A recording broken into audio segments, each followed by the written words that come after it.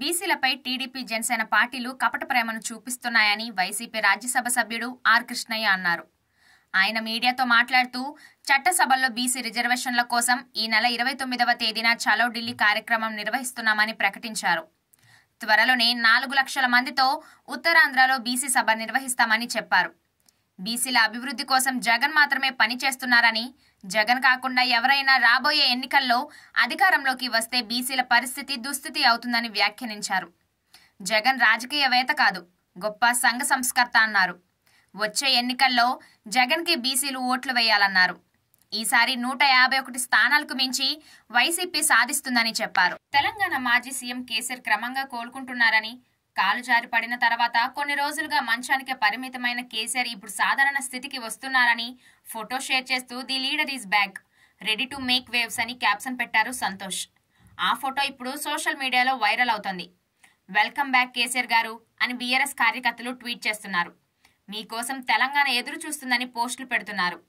తెలంగాణ మాజీ సీఎం కేసీఆర్ కోలుకొని త్వరలోనే జనంలోకి వెళ్లి రేవంత్ రెడ్డిని టార్గెట్ చేయనున్నారని, కాంగ్రెస్ ప్రభుత్వ వైఫల్యాలను ఎండగడతారని తెలుస్తోంది. లోక్సభ ఎన్నికల్లో కేసీఆర్ అంటే ఏంటో నిరూపిస్తారని కార్యకర్తలు పోస్టులు పెడుతున్నారు. అంగన్వాడీలు కోరిన 11 సమస్యల్లో ఇప్పటికే 10 సమస్యలను పరిష్కరించామని మంత్రి బొత్స సత్యనారాయణ అన్నారు. మిగిలిన 1 సమస్యను ఎన్నికల తర్వాత పరిష్కరిస్తామని చెప్పినా అంగన్వాడీలు వినడం లేదని మంత్రి మండిపడ్డారు. ఎస్మా చట్టం ప్రయోగించినప్పుడు చట్టం తన పని తాను చేస్తుందని, ఇష్టం వచ్చినట్లు ప్రవర్తిస్తే ప్రభుత్వం చూస్తూ ఊరుకోదని మంత్రి స్పష్టం చేశారు. అంగన్వాడీలను రెచ్చగొట్టే ప్రయత్నాలు చేస్తున్నారని మండిపడ్డారు. మున్సిపల్ కార్మికుల సమస్యలు పరిష్కరించామన్నారు. కమ్యూనిస్టు పార్టీలు పనిగట్టుకుని ప్రజా సంక్షేమంపై రాజకీయాలు చేస్తున్నాయని మంత్రి వ్యాఖ్యానించారు. బొత్స ఝాన్సీ ఎంపీ సీటు గురించి మీడియా ప్రశ్నించగా బొత్స సత్యనారాయణ మాట్లాడకుండా దాటవేశారు. క్రికెట్లో ఎంత కష్టపడి ఎదిగినా తెలుగు తేజం అంబటి తిరుపతి రాయుడు రాజకీయాల్లో తన మార్కు చూపించాలని సీఎం జగన్ సమక్షంలో వైసీపీ పార్టీ కండువా కప్పుకున్నారు. వారం తిరగకుండానే పార్టీకి రాజీనామా చేశారు. దీనిపై అన్ని వర్గాల వారు రకరకాలుగా మాట్లాడారు. అయితే రాయుడు అందరి సందేహాలకి సమాధానంగా ఆసక్తికర ట్వీట్ చేశారు. నేను అంబటి రాయుడిని. జనవరి 20 నుంచి దుబాయ్ వేదికగా జరిగే ILT20లో ముంబై ఇండియన్స్ తరపున క్రికెట్ ఆడబోతున్నాను. ప్రొఫెషనల్ ఆటలో ఆడాలంటే రాజకీయాలతో ఎలాంటి సంబంధము ఉండకూడదు అనే రూల్ ఉంది కాబట్టి రిజైన్ చేశానని పేర్కొన్నారు. విశాఖ స్టీల్ ప్లాంట్ అంటేనే ఎందరికో ఉపాధిగా నిలిచిన అతిపెద్ద కేంద్రం. ఏపీలో ఉన్న భారీ కర్మాగారం విశాఖ స్టీల్ ప్లాంటేనని అందరికీ తెలుసు. ఉత్తరాంధ్రలో విశాఖ స్టీల్ ప్లాంట్ను ప్రత్యక్షంగా పరోక్షంగా వేలాది మంది ఆశ్రయించి బ్రతుకుతున్నారు. విశాఖ ఉక్కు మీద ఉపాధి పొందుతున్న వారి చరిత్ర చూస్తే 4 దశాబ్దాల క్రితం మొదలైంది. నాడు ఉపాధి కోసం మొదలైన ప్లాంట్ బతుకు చిత్రం ఇప్పుడు చితికిపోవడమే అందరినీ కలవరపెడుతోంది. విశాఖ ఉక్కు ఆంధ్రుల హక్కు అన్న మాటలు సాగర ఘోషలో కలిసిపోనున్నాయా అన్నట్లు విశాఖ ఉక్కు ఉనికి ఏమవుతుందో అని ఉత్తరాంధ్రలో అన్ని వర్గాల వారు ఆందోళన పడుతున్నారు. ఉక్కు కర్మాగారాన్ని ప్రైవేట్ పరం చేస్తామని కేంద్రం ప్రకటన చేసిన తర్వాత నుంచి మెల్లగా స్టీల్ ప్లాంట్ ని ఖాళీ చేసే కార్యక్రమం మొదలైందని ప్రజలంటున్నారు. బాలీవుడ్ లో ప్రేమలు, పెళ్లిళ్లు, డేటింగ్లు ఎంత కామనో బ్రేకప్స్ కూడా అంతే రొటీన్. బ్రేకప్స్ ను చాలా లైట్ అన్నట్టు తీసుకుంటారు. భర్త అర్బాజ్ ఖాన్ కి విడాకులిచ్చి కొడుకుతో సహా విడిగా ఉంటూనే కుర్ర హీరో అర్జున్ కపూర్ తో ఎన్నో ఏళ్లగా డేటింగ్ లో ఉన్న మలైకా అరోరా ఇప్పుడు అర్జున్ కపూర్ తో బ్రేకప్ చేసుకుంది అనే న్యూస్ హాట్ గా ప్రచారంలోకి వచ్చింది.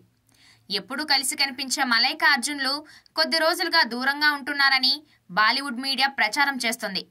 ఈ జంట బహిరంగంగానే వెకేషన్స్ కి వెళ్తూ డిన్నర్, డేటింగ్, లంచ్ టైం, పార్టీలు, పెళ్లిళ్లు, పబ్స్ అంటూ తిరిగింది. అయితే క్రిస్మస్ వేడుకల్లో, న్యూ ఇయర్ సెలబ్రేషన్స్ లో మలైకా తన స్నేహితులతో మాత్రమే కనిపించి షాక్ ఇచ్చింది. దీంతో మీడియాలో బ్రేకప్ విషయాన్ని కన్ఫర్మ్ చేస్తూ పోస్టులు మొదలైపోయాయి. తెలుగు చిత్ర పరిశ్రమ ఇప్పుడు వివాదాల్లో చిక్కుకొని రాజకీయంగా, మతాల పరంగా విమర్శలు ఎదుర్కొంటోంది. ఈ సంక్రాంతికి ఇండస్ట్రీలోనే వివాదాలు ఏర్పడ్డాయి. పాన్ ఇండియా రేంజ్ లో సూపర్ మ్యాన్ స్టోరీతో రూపొందిన హనుమాన్ మూవీ సోషియో ఫ్యాంటసీ జోనర్లో తెరకెక్కింది. హై రేంజ్ అంచనాలతో సంక్రాంతి కానుకగా ఎంతో గ్రాండ్ గా రిలీజ్ చేయాలని ప్లాన్ చేశారు. ఇందులో భాగంగానే జనవరి 12వ తేదీన రిలీజ్ చేయబోతున్నారు. అదే రోజు super star Mahesh Babu, Trivikram combination లో గుంటూరు కారం మూవీ కూడా విడుదల కానుంది. 13వ తేదీన వెంకటేష్ సైందవ్, 14వ తేదీన నాగార్జున నాసామిరంగా రిలీజ్ కానున్నాయి. హనుమాన్ చిత్రానికి ఏ ప్రాంతంలోనూ థియేటర్లు పెద్దగా దొరకట్లేదు. ఫలితంగా ఇది తెలుగు చిత్ర పరిశ్రమలో పెద్ద వివాదంగా మారిపోయింది. హనుమాన్ మూవీకి దిల్ రాజు థియేటర్లు రాకుండా అడ్డుకుంటున్నారని హిందూ సంఘాలైన బజరంగ్ దళ్, విశ్వ హిందూ పరిషత్ సంస్థలు హనుమాన్ మూవీకి మద్దతుగా నిలిచినట్లు, ఈ సంస్థల ద్వారా దిల్ రాజుకు బెదిరింపు కాల్స్ వస్తున్నట్లు ఓ న్యూస్ సోషల్ మీడియాలో వైరల్ అవుతోంది. జనసేన అధినేత silver screen power star Pawan Kalyan కి అరుదైన గౌరవం దక్కింది. ఆయనకు తమిళనాడు వెల్స్ యూనివర్సిటీ గౌరవ డాక్టరేట్ ప్రకటించింది. పవన్ కళ్యాణ్ గత 3 దశాబ్దాలుగా టాలీవుడ్ లో టాప్ హీరోగా, గత దశాబ్ద కాలంగా జనసేన పార్టీ ప్రెసిడెంట్ గా చేసిన అనేక సామాజిక సేవ కార్యక్రమాలకు గుర్తింపుగా వెల్స్ యూనివర్సిటీ గౌరవ డాక్టరేట్ ని ప్రకటించింది. తనకంటే సమాజానికి సేవ చేసిన మహనీయులున్నారని, వారిని గుర్తించి డాక్టరేట్ ప్రదానం చేయాలని కోరారు. తనకు గౌరవ డాక్టరేట్ వద్దని, తప్పుగా భావించవద్దని తెలుపుతూ పవన్ కళ్యాణ్ వెల్స్ యూనివర్సిటీ పెద్దలకు లేఖ రాశారు. విజయవాడ ఎంపీ కేశినేని నాని తన ఎంపీ పదవికి తెలుగుదేశం పార్టీకి రిజైన్ చేస్తానని ప్రకటించిన నేపథ్యంలో తన కుమార్తె శ్వేత కూడా తన కార్పొరేటర్ పదవికి రాజీనామా చేస్తానని ప్రకటించారు. తన కుమార్తెకు విజయవాడ మేయర్ ఇవ్వనందుకు ఎప్పటినుంచో పార్టీపై అసంతృప్తిగా ఉన్న నాని సంచలన నిర్ణయం తీసుకున్నారు. 2019 ఎన్నికల్లో కేశినేని నానిపై పోటీ చేసి ఓడిన వైసీపీ నేత పీవీపీ ఆసక్తికరమైన ట్వీట్ చేశారు. పిప్పళ్ల బస్తాలాగా ఉన్న నాని అదృష్టం కొద్దీ 10 సంవత్సరాలు ఎంపీ పదవిని అనుభవించి విజయవాడకి గుదిబండలా తయారయ్యాడని ట్వీట్ చేశారు. స్వార్థపూరితంగా ఉండే నాని ప్రజలను మోసం చేయడానికి ఎంతకైనా తెగిస్తాడని విమర్శించారు. అంగన్వాడీల సమ్మెపై ఏపీ ప్రభుత్వం ఎస్మా ప్రయోగిస్తూ జీవో జారీ చేసింది. ప్రభుత్వం ఎస్మా ప్రయోగించడాన్ని అంగన్వాడీలు తీవ్రంగా ఖండించారు. 26 రోజులుగా సమ్మె చేస్తున్నామని, ప్రభుత్వానికి తమ బాధ అర్థం కాలేదా అని ప్రశ్నించారు. 6 నెలల పాటు నిరసనలు, ధర్నాలు చేయవద్దని జీవో ఇవ్వడం పట్ల సంఘాల నేతలు మీడియాతో మాట్లాడుతూ, మీరు 6 నెలలు ప్రభుత్వంలో ఉండాలి కదా, మహా అయితే నెల రోజుల పాటు మీరు అధికారంలో ఉంటారు. మీ యస్మాలకు భయపడేదే లేదు, మా సమ్మె ఆపేదే లేదు. ప్రభుత్వం చర్చలకి పిలవాలని, మా వేతనాల సమస్యలను పరిష్కరించాలని, లేకుంటే సమ్మెను మరింత ఉధృతం చేస్తామని, రేపు రాష్ట్ర వ్యాప్తంగా జీవో కాపీలను దగ్ధం చేసి నిరసన తెలుపుతామని స్పష్టం చేశారు.